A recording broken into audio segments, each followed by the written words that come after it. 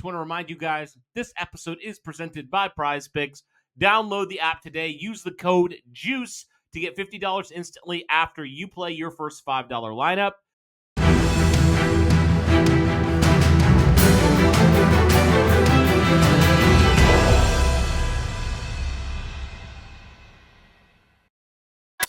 What is going on, Colts Nation? Welcome back to another episode of Bring the Juice. Your guys, Cody and Derek, back with another one, guys. Well, everybody, we are officially through wave one of free agency. We are through some of the main guys that are now off the board on their different respective teams. Surprisingly enough, the Indianapolis Colts actually did utilize wave one, day one of free agency, and as the time we're recording this, they've now signed 7 free agents. I'm sure by the time this comes out in a couple days from now when we record this, it'll probably be up to more. So do apologize if we're not quite up to date there. But, Derek, with that being said, it doesn't change the topic of this video because the Indianapolis Colts still have some positions of need. They've eliminated a couple. There's been a couple that have maybe elevated in terms of need as well. So we're going to kind of look at some of the needs here. I think if you looked at the needs, we have probably like 6 needs that you're looking at, but really out of those 6, 2, maybe 3 that you would say you're looking to make a significant investment to find a guy that could challenge or be a starter in 2025. So with that being said, Derek, the positions overall, the 6 positions that I mentioned that we're going to talk about here are running back, tight end, offensive line, defensive line, linebacker, and safety. And the 3 main starting ones, I mean, I think the first 2 are pretty obvious, tight end and linebacker, and then right guard without Will Fries in there. We don't know what's going to happen there. So those are kind of the 3 we're looking at right now.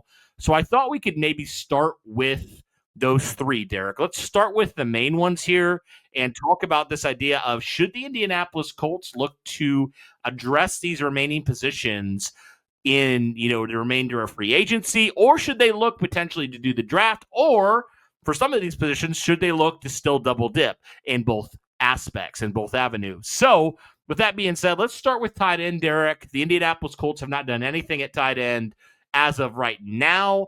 Again, Kylan Granson is no longer with the team. Wally Cox is not with the team currently. So there is a little bit of a need here, or a massive need, if you will, for a lot of people. Definitely, I would say the biggest need on offense right now for the Indianapolis Colts, because really you just have some guys who have been on the roster that have just kind of been guys up to this point, right? Nobody's really stood out. You still have Andrew Ogletree on your roster. You still have Will Mallory on your roster. You have Jelani Woods, who's been injured for 2 straight years. So what you really don't have is that clear-cut number 1 guy right now at tight end. So, Derek, when you're looking at tight end, how would you like to see the Indianapolis Colts address it with one of those 3 options? Obviously, I'll say it again, free agency, draft, or maybe a combination of both. I definitely think that you're going to need to try to double dip because, you have a situation where, obviously Kylan Granson obviously signed with the Eagles. And like you said, I doubt that we sign Wally Cox back. If we did, it would be for a veteran minimum. You would not be seeing him very much. So, you're looking for that playmaking tight end, right? We haven't, the Colts haven't had one of those in a long time. And it's one of the pieces that's missing on this offense. Honestly, Cody, it might be outside of the quarterback position, which obviously everyone has their own opinion about. It's probably the only other position on the offense that's really a need right now. You have the wide receivers. You have a running back that's good. You have the offensive line that can protect. Like, you have all the things offensively that you need, but there's just one aspect, and that's tight end, that you can't go to consistently. Tight ends let the Colts down a lot last year, and you got to really get that consistent one. And, of course, there's not a ton of tight end options left in free agency to go.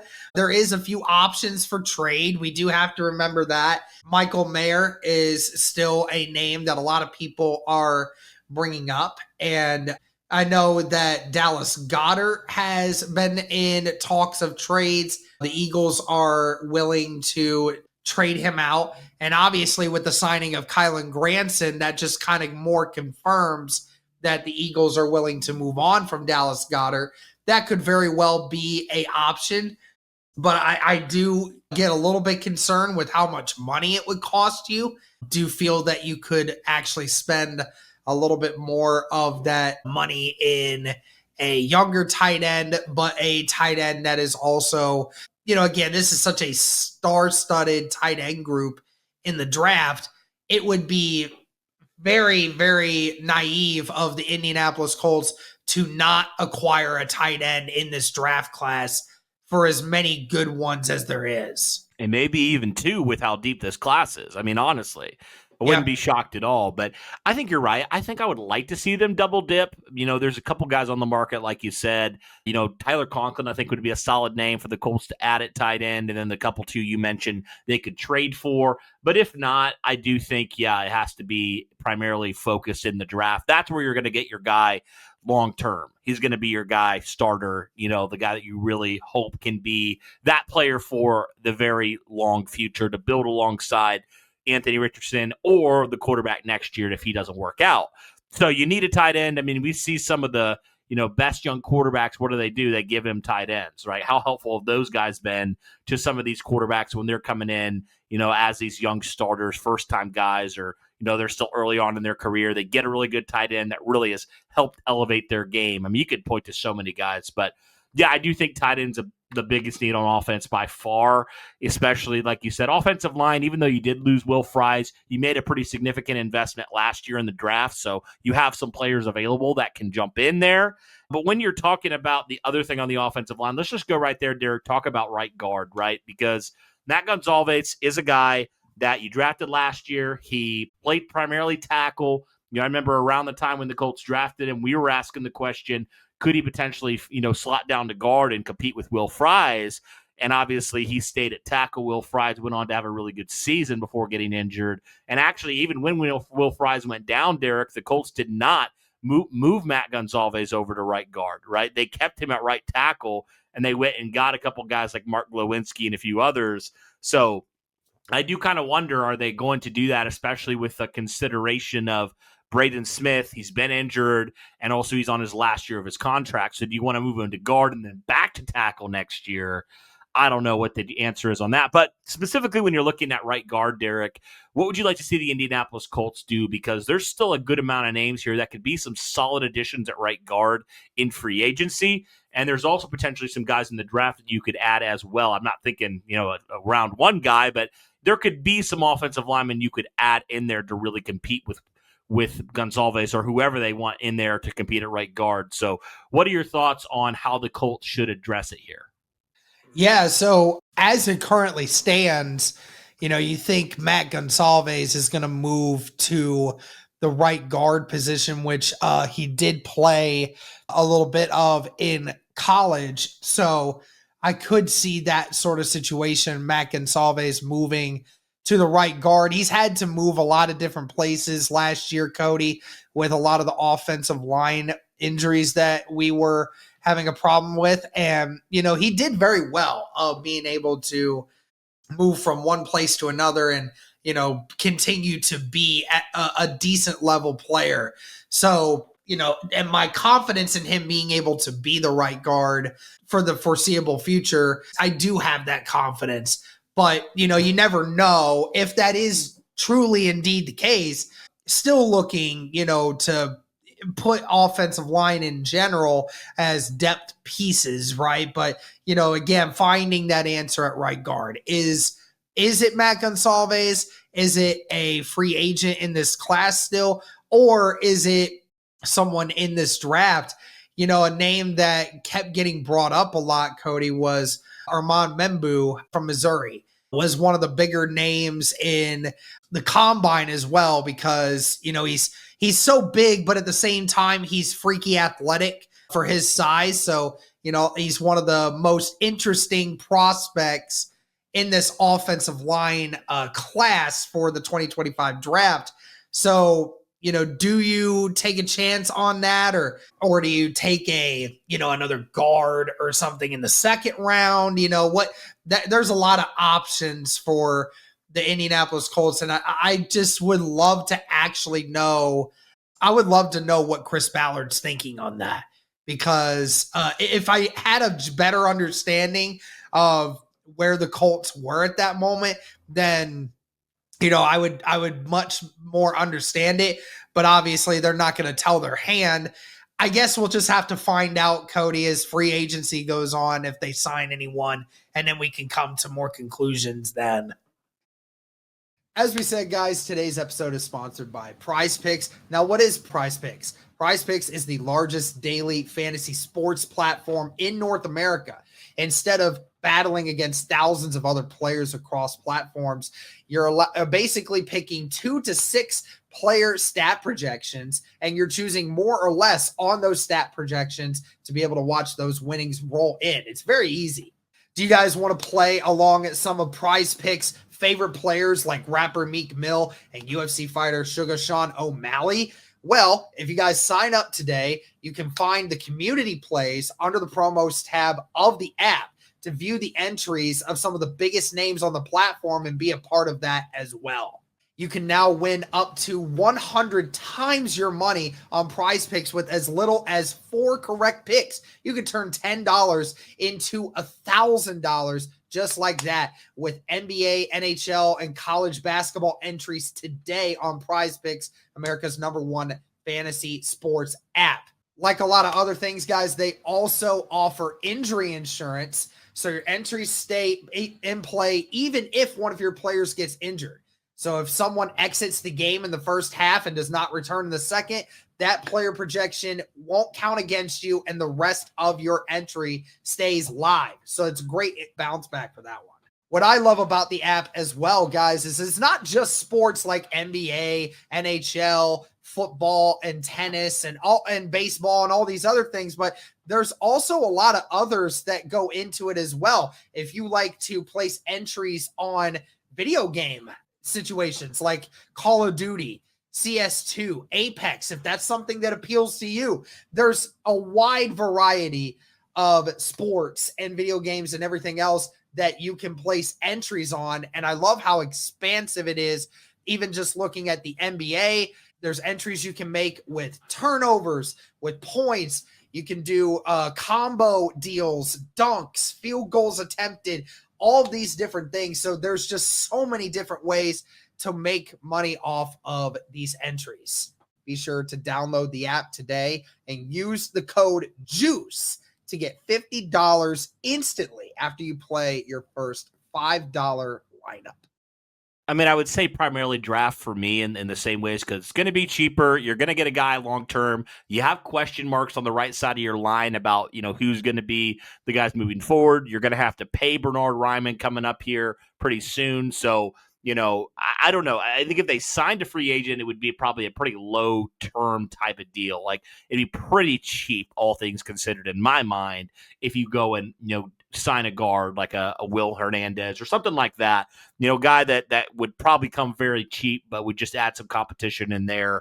But, the more I think about it, I think you're right. I wouldn't be shocked at all knowing Chris Ballard, and I know this would make a lot of fans angry, Colts take an offensive lineman, an offensive tackle primarily in round 1. I wouldn't be shocked. I'm not saying that's where the route I would go, but I wouldn't be shocked knowing Chris Ballard and knowing the question marks at right tackle, in 2025 and moving forward into that. So that is a big question mark there. But I think I've seen Chris Ballard enough find, some decent offensive linemen outside of the first round that I look at that and I say, I think you can find some guys a little bit later that would make some sense. So if you sign a guy, say, 3rd, 4th round, you go and draft a guy to come in and compete, I think that'd be fine based off of the history the Colts have had. If there's a player sitting there you think you can add in and can be maybe a guy that can compete at right guard this year, and who knows if next year Gonzalez is that right tackle, then he could slide into guard full time. So there's a lot of ways the Colts can go about this, but I would think primarily draft, because you're already paying the guys what you're paying them, and I don't think you want to go have one of the highest paid offensive lines again. So I think you go in the draft primarily, or if you do go in free agency, probably more of a short-term small deal. So, all right, let's move on to the last of the 3 main needs that we're talking about, Derek, the linebacker position here.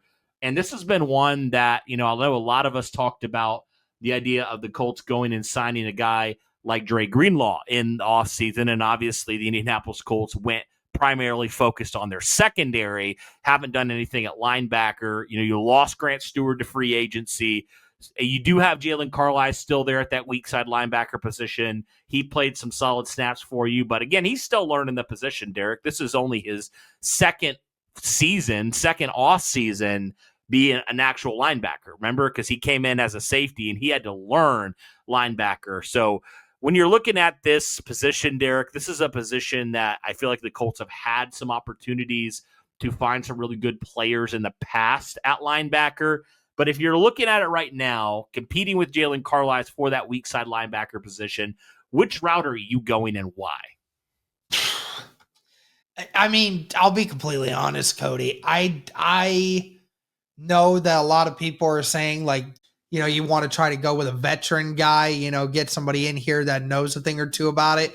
But I'm probably on board with drafting one at this point for any spot, to be honest. The first 2 rounds, I'm as the days go on, Cody, I'm more and more convinced that in the first 2 rounds, one of those picks will be a linebacker, whether it's the first round or the second round, because, you got Jihad Campbell or Jalen Walker if you decided to trade down. Second round, there's Demetrius Knight. There's a few other guys out there as well that, could really do some great things at linebacker for you if you wanted to go that route. I just think, as Ballard is putting more of these positions together and he's getting this depth, he got secondary, right? And he got defensive line depth. He's still got to do offensive line depth and, other things like that. But I truly do think that he'll go with linebacker in this draft and look to maybe get a star-studded one. Because like you said, Jalen Carlisle, I like Jalen Carlisle. And I think that if Jalen Carlisle is asked upon to be the full-time starter, I do believe that he has the ability to do that. But like you said, Jalen Carlisle is just learning the position. And the great thing about Carlisle is he's a coverage guy, which is exactly what you want in a linebacker, but you also don't want to lose the production of being able to be a bona fide linebacker. And I don't know how Carlisle is in blitz packages, Cody. I think that there's a couple guys in this draft class, especially Jihad Campbell, that you could look at and say, not only can, he play the linebacker position, but he can get after the quarterback too.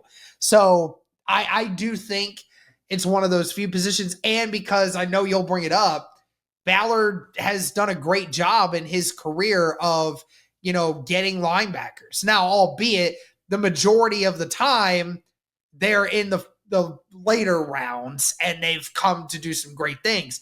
But Cody, remember the last time that the Indianapolis Colts drafted a linebacker in one of the first 2 rounds of a draft?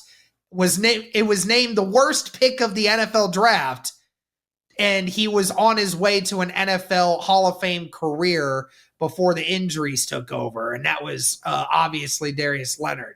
So if Ballard decided to go linebacker early in this draft, I would not hate it. Yeah, right. And especially if, the other 2 positions we looked at, especially if you were able to do something like get a proven player like, say, a Dallas Goedert at tight end. That pushes tight end down a little bit. I'm not saying it eliminates it because I still think you need to address it. But you know what I mean? Like, if you're able to fill a few of those in some of these, free agency trades, stuff like that, because we did see, Derek, Dallas Goedert is available. So that could be potentially one. I'm sure we'll make a video on that here coming up. But, yeah, I do think that linebacker realistically could be an option here, and I think Jihad Campbell would be a great option there for the Colts. And they've had a great opportunity to get a real true impact guy there. And even if, Derek, they somehow traded down, because that's been something that Chris Ballard's done, I think, a lot that we've seen. Now, there's been times when the Colts have stayed put. There's been times when the Colts have traded back. So, but if that's your guy, if Jihad Campbell's your guy, you take him and you don't ask questions. You keep going. But moving on to a couple other positions, and these are primarily probably more depth guys, Derek, because the Indianapolis Colts, I think in certain ways, have addressed some of these, and some of these they haven't. But, you're talking primarily the running back position. You're looking at defensive line, which I think is an underrated need for the Indianapolis Colts, and then safety. Even though the Colts did sign Cam Bynum, there still is question marks in terms of the depth at the safety position, because outside of those two guys, you don't really know, Derek, who is going to be a guy, that's going to fulfill that third safety role. I think you need to add a guy somewhere.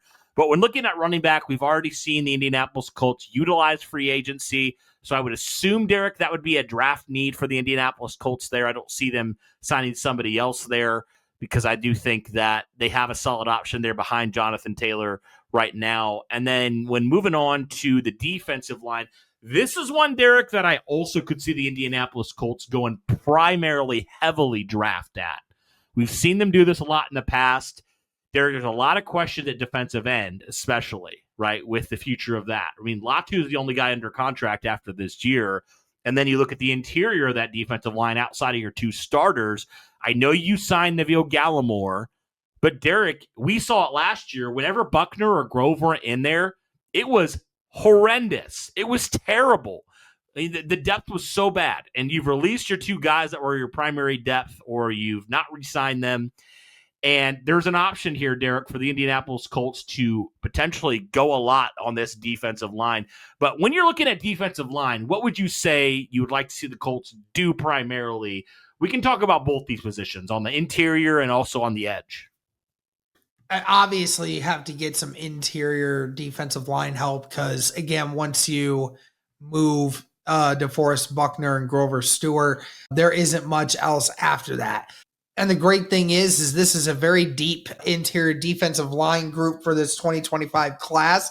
So definitely look for the Indianapolis Colts to make a move there in the middle rounds of the draft. And, on edge, yeah, you're right. I mean, that's why I've been, so big on the whole Trey Hendrickson thing, because, having Latu and Hendrickson under contract for the next couple years, and, that would just be so helpful for the Indianapolis Colts as they try to navigate, Kwity Paye's contract and Dio Dangbo being gone now. So, yeah, who knows? I mean, that would definitely be nice. But, yeah, and I know we mentioned the idea of them drafting somebody early in the draft. Who knows? It's Ballard. It's Ballard. So you never freaking know.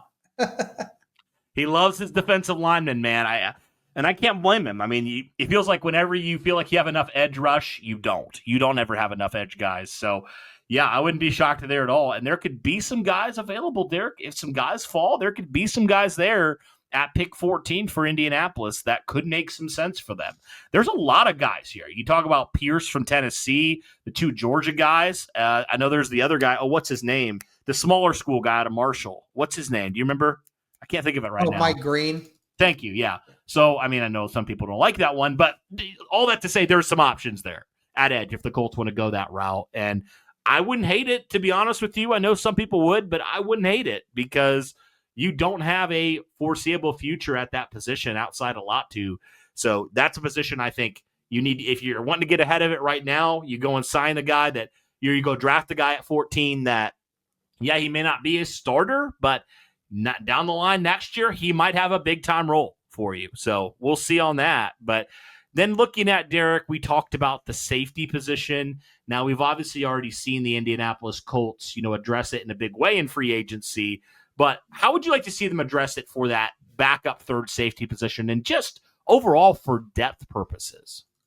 It's all going to depend on the money. If Ballard can find somebody for cheap, then, I certainly wouldn't mind that. Also wouldn't mind in the middle rounds of the draft getting some safety depth there. This safety group, it doesn't have, it has a lot of really big names in it, and even big names that are not going to go early in the draft. So you could get a third, fourth, fifth round safety for relatively good value, I feel, if you wanted to go that route. So I'm all for anything because there's a lot of options for Chris Ballard there.